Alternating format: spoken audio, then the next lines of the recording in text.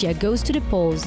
Tunisians voted this Sunday to choose their first directly elected president, another step toward full democracy since the country's 24 years dictator Ben Ali was overthrown in 2011.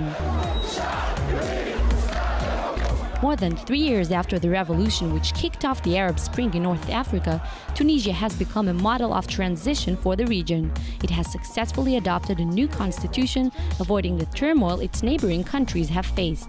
This year's presidential campaign featured over 20 competitors with one clear frontrunner, 87-year-old politician Beji Caid Essebsi, who served under Tunisia's last two dictators. Earlier this month, at the parliamentary elections, Tunisians chose to sideline Islamist groups and voted for Essebsi's secularist party Nida Tunis, hoping to bring back stability and prosperity to the country, which is still facing post-revolution challenges. Our focus this week is on Tunisia.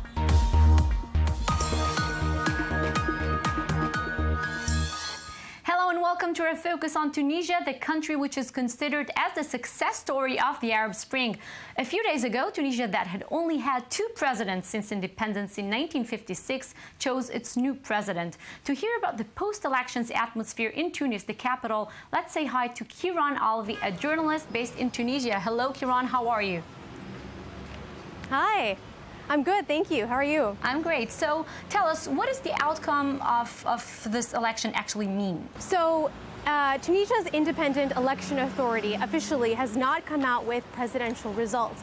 However, early polling numbers show that it looks like there is going to be a runoff election at the end of December between the two front-runner candidates, Monsef Marzouki, who is the interim president at the moment, and Beji Caid Essebsi, who is head of Nida Tunis. Whoever was running needed to have at least 50%, and at this time it looks like the percentages are about 42% for Beji Essebsi. So it looks like there's going to have to be another election round. Yeah, sounds very tight. So what is the main topic which these elections actually revolved around? Actually, was it democracy, religion, or? The primary topics that have been regarding these elections, specifically the presidential candidacy, have been security and economy, similar to the legislative elections. These are the two priorities that matter most to Tunisians, and the fact that all the frontrunner candidates, none of them represent Islamist or religious parties, shows that it isn't really about religion and democracy. Tunisia has already reached a democracy, and it isn't even a matter about religion anymore. It's about practical issues that matter to Tunisian citizens. The Tunisian revolution that actually ignited the entire Arab Spring in the region was the first to start it. And I'm asking you, do you feel like the citizens of Tunisia now feel as if the entire region is looking to them to prove that an Arab country is capable of democracy? I think so. You know, the sentiment here is definitely very hopeful. You look at the turnout results for voters, and it is almost 70%. And the legislative elections at the end of October were around 60%. So there's definitely the vibrancy of democracy here. And, you know, a lot of Twitter posts and news articles have been quoting this concept that Tunisians, for the first time in the Arab world, don't know who their president is going to be before the election results. And that really says something about trusting the system and being hopeful that this democracy will work out. And Kiran, from your personal observation there, do you feel that Tunisians have much more confidence now in their new civil liberties? I think that they have a lot of confidence in the fact that they are able to vote, that there is a transparent process. But I think that they're learning that if they are participating in the process, at least they will have a choice, versus for the last 50 years when they didn't have any at all.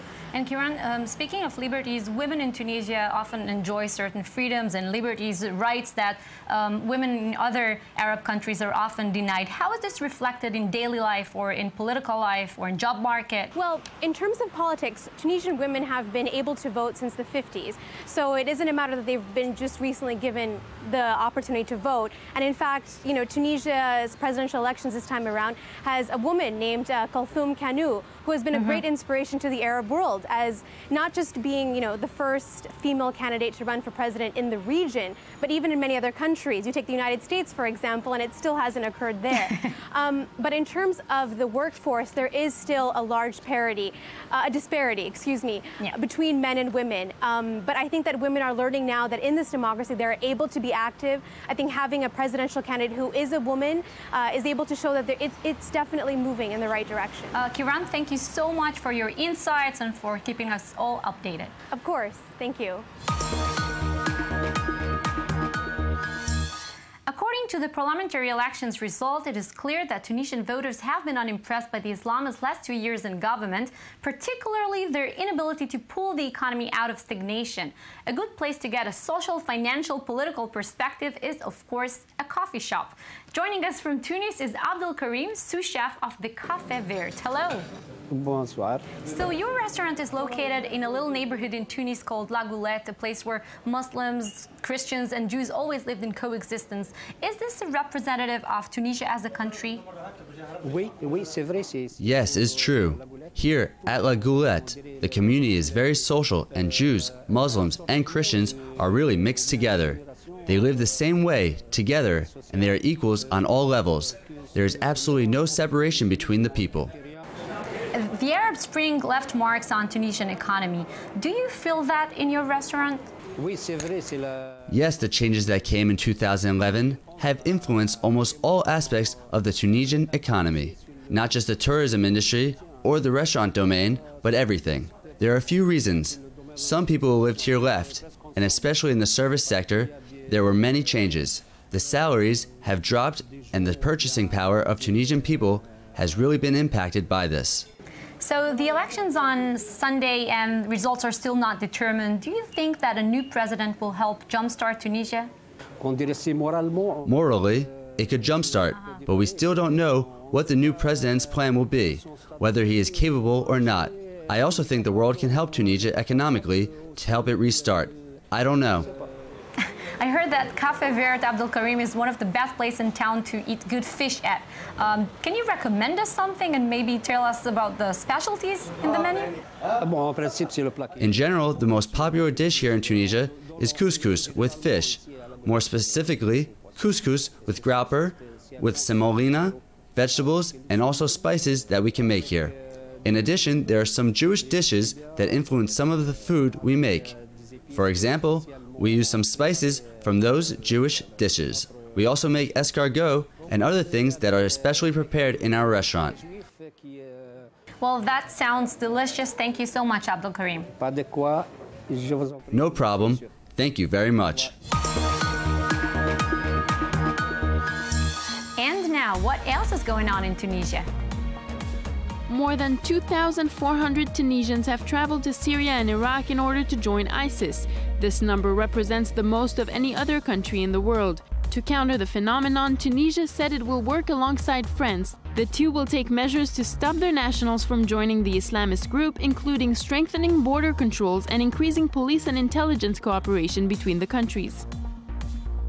Tunisia and the International Fund for Agricultural Development recently signed a $19.5 million agreement in order to improve the living conditions of young people working in rural fields.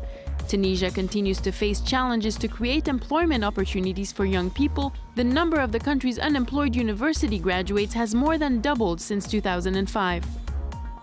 The US delivered a $2 million shipping of night vision goggles to Tunisia this month. The US ambassador in Tunis said that the equipment responds to a request made by Tunisia directly to the US earlier this year. He also added that the cooperation between the two countries is constantly developing in the security field. From November 28 to February 15, the Bardo Museum in Tunis will showcase 32 artworks by Louis Moyet, Paul Klee, and Auguste Mack. The exhibit celebrates the centennial of the legendary 1914 trip to Tunisia taken by the three men who sketched about 60 watercolor pieces during their stay. Art historians have considered the trip a turning point in the history of painting. The Tunisian football team recently became the third team to secure a place at the 2015 African Cup of Nations.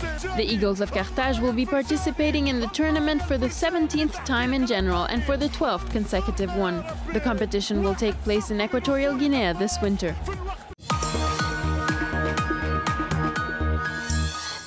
Moving on to the person who's mostly familiar with Tunisia as the landscape of Star Wars movies. Isn't it so, Nitzan Peled? Well, not quite, because the thing I like the most about Tunisia is the Tunisian food. But we'll get to the Star Wars thing in a minute. Yep. Okay, so a couple of cool things about Tunisia that we came across the web lately that kind of helps portray Tunisia as a normal part of the world, which is not normal, but you get my drift. I do. First Lonely Planet website published a ranking of the best value destination in terms of money, what you get for your money, and started the article with #1, Tunisia. Oh. North Africa's most compact package, as they call it, is a favorable low-price destination, whether you visit cosmopolitan Tunis, Star Wars sets, or the Roman remains. The rest of the list includes South Africa, Shanghai, Samoa, Bali, Uruguay, Portugal, and others. Not a bad list to be on. Nice. Yeah, so let's stay with lists and take a different angle, trying to understand the country's mood by looking at the most visited websites from Tunisia around the web. All right, I interesting. don't know what you're expecting to find this kind of list. Can you try to guess, maybe? Facebook. Okay, that's #1. Some naughty, I don't know. Yeah, there's an adult industry website within the top YouTube. 10. Yeah, YouTube is #3, so the top 10 is Facebook, Google, YouTube, Yahoo, adult industry website, Ask, Microsoft's website, a local shopping website, and Wikipedia. Closing the top 10 is Alibaba. That's by Similar Web's website data.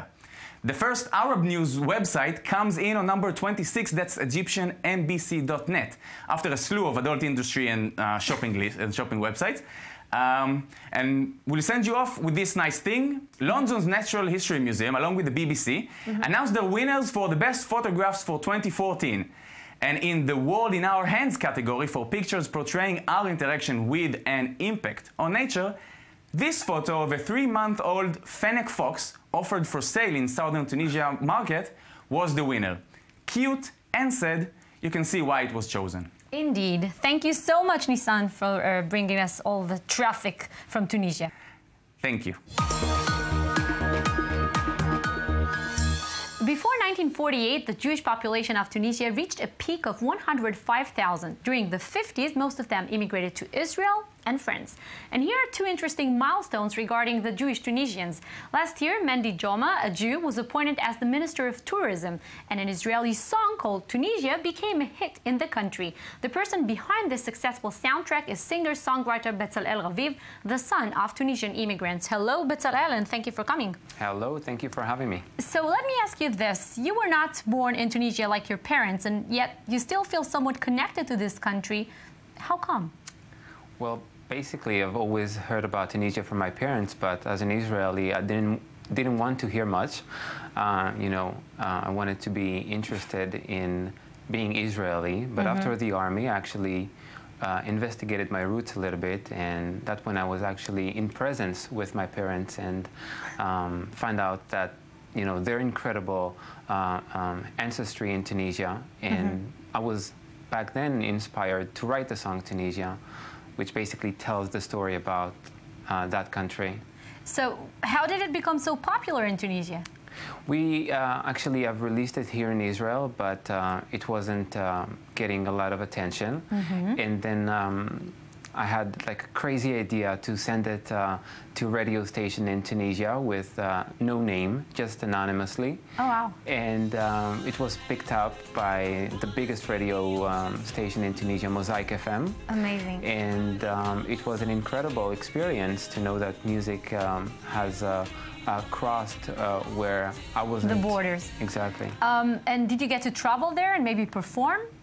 I was invited by the government a year and a half ago to perform there in front of Jews, Muslims, and Christians in the Jerba synagogue in Jerba, and it was a memory that I cannot erase. Just interesting. And we know you're working on a new project now involving Arab singers. Can you tell us about it a bit? Well, I think that the most important thing right now for me as an Israeli and as an Israeli with Tunisian roots is to promote peace through my music. And I think that, when all the doors right now are closed politically, I want to be able to influence as many people as possible in the world to view that there is a community of artists that actually see eye to eye and want to promote their heart into this project. And we are just recording it in the studio right now. And it will be an amazing manifestation of I'm peace. sure. I'm sure. Thank you so much, Bezalel, for coming Thank here. you. It was a great interview. Go get ready for your live performance in our studio. And in the meantime, I will say goodbye to our viewers, and remember to watch us again next week on another Focus.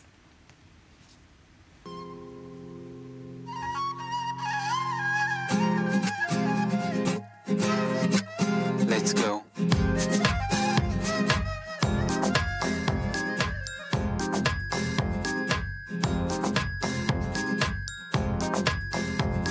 When I was a child, I was so naive. Didn't know a thing, so I used to sing. Then I grew up fast, hid behind the name.